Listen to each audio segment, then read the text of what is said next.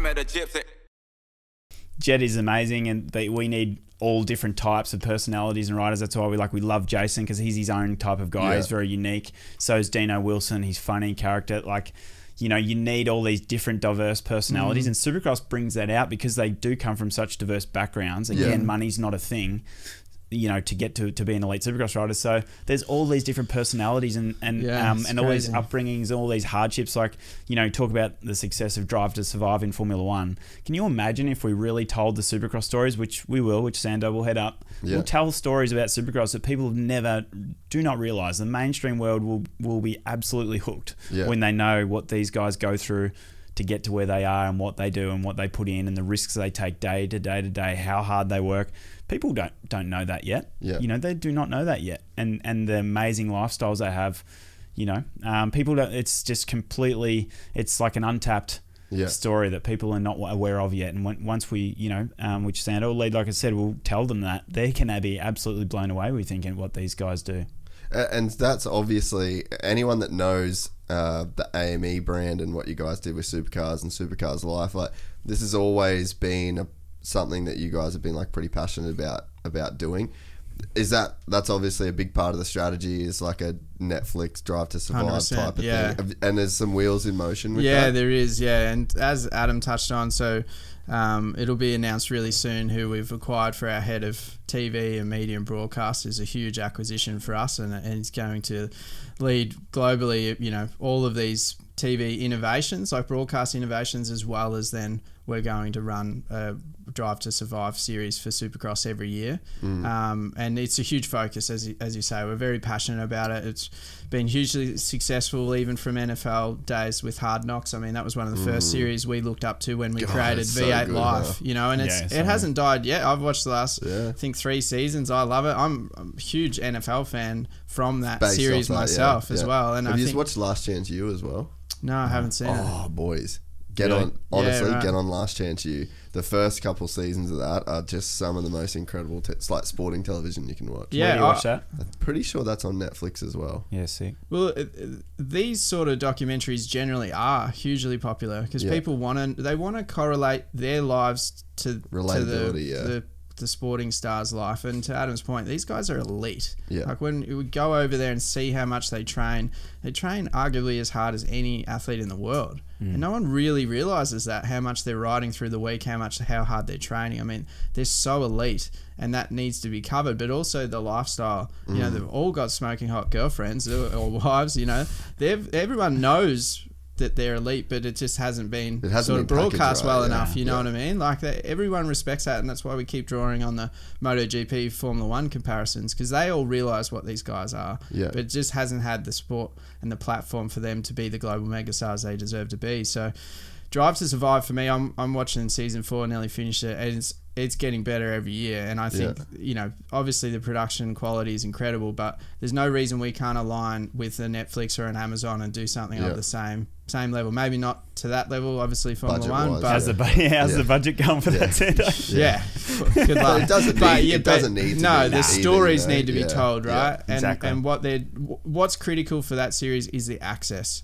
And what's amazing about that is the first season started and Ferrari and Mercedes weren't in it. No access. Now, season 4, we all saw those final races last year, and they're right in their meetings with Lewis Hamilton engineers. They're with Christian Horner paying out Toto, like just speaking openly, swearing, calling him whatever he wants, and they're putting it live. So there isn't another sport in the world that can now, riders or athletes can say, hey, no, sorry, you can't come in here. That's not happening in F1, and it's certainly not happening in Supercross now moving forward. You know, the game's changing, and this is proving how successful it is globally, because Formula 1 ratings are going through the roof. And like you said, a lot of it's attributed to the changes they're making and cost cutting. They're making it way more competitive for all the teams. And they're changing the car for the first time, and it's sort of neutralizing the field. Lewis Hamilton doesn't have this dominance that he once had. And the personalities are dragging it out, but also the team owners are hating on each other, and people are getting behind, you know, even like Gunther in Haas, he's super popular and they're the worst team in the sport. But people like that. They want to see underdog. Now this year they just got, you know, I think it was 2 top 10s or very close to. I think Mick Schumacher got 11th. they're going to be a hugely popular team really quickly if they have some success this season. And that's what it's all about. And it's because they have context. And I think like that's why I think people enjoy this podcast, is because there's these riders that you talk to and like you see them on TV all the time and you see like the web clips and you see their Instagram or whatever, but like to really get context, like to really understand like, oh, this is how that person thinks, this is how that person talked. Like you don't need to get results, quote unquote. Like you don't need to win every race. Like one guy wins every race. There's 22 on the line. So it's like, what, do we hate 21 dudes because they don't win? Yeah. It's like you can still fully froth on the dude that got 10th if you have context to his story. Exactly. And you're like, oh, I get it, man. Like I know why he's not winning, but that's fine. Like I understand, like that dude's a legend. Like this is what he's been through, you know? So I think that it's a strategy as well when it comes to like telling those stories. And I think this has been like one of my gripes with the sport, is like, if you're not standing on a fucking podium, you're worthless to the sport. And I just think that's ridiculous. Yeah, it is. Like there has to be a way to make getting 10th like fucking gnarly. Yeah, and context is exactly how you do it too. You got to tell the stories, because there's a reason why, you know, the guy winning is winning and the guy coming 10th is coming 10th, and that 10th may mean just as much to him as it did to the guy that won, because he's been through all this hardship that you don't realize and people don't know. And so there's so many stories that are untold. Like it's honestly endless, and the sport is so incredible. The fact that they ride 3 days a week or more and then race, like they're doing what they like. Formula One can't do that. MotoGP doesn't do that. Like these guys are taking those chances on the reg like almost daily. Like that's incredible that they would do that and have to be they have to be centimetre or inch perfect every day to avoid serious injury. And then they've got to do all their other training. They've got to do sponsor commitments. They're traveling around. They've got to, you know, manage life in general.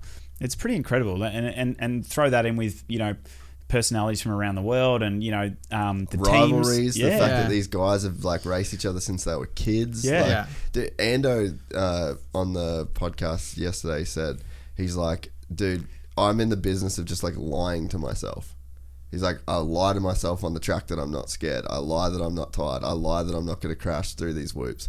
It's like, how many other sports do you know where like the best dude in the world is like going around the track purely based on just like lying to himself? Because that's how fucking gnarly the level of competition is. And like, you know, we were in that particular point, we were talking about the whoops at A3, where it's just like that 150-yard section of track is like there's two dudes in the world that could do it. And then one of those dudes did it a little bit better than the other, and that's why he won the race. And it was just fully down to a game of commitment of like, who's gonna fucking send it for the longest through this particular set of whoops and take the biggest chances you can take in life without going over the line. Crazy fucking chances, and it's like no one talked about it. It's not a big deal at all. I find that cares. The most insane part, because they're practicing week in, week out. They're doing it millions of laps, and still they get to the track, and that catches them out in practice or even in the race. Like we've seen, there's like no one could get through those whoops properly.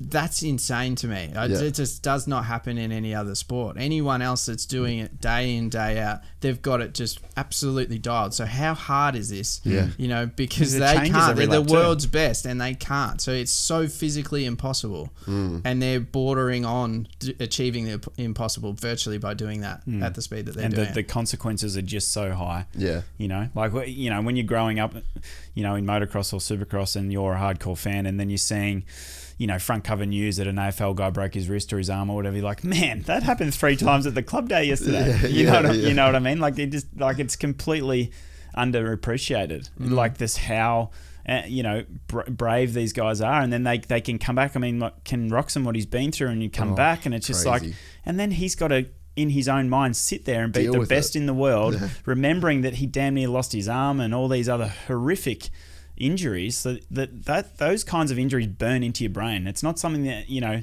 that you can just forget about. You don't have those horrific injuries and just forget about it. They've got to overcome that every time they get on the bike. It lives with them. It's like sitting on your shoulder if you've had those kinds of things forever. It doesn't go away, but the best can deal with it somehow and able to race at that level and completely put that to the side and race at this incredible speed, taking these incredible chances time after time after time.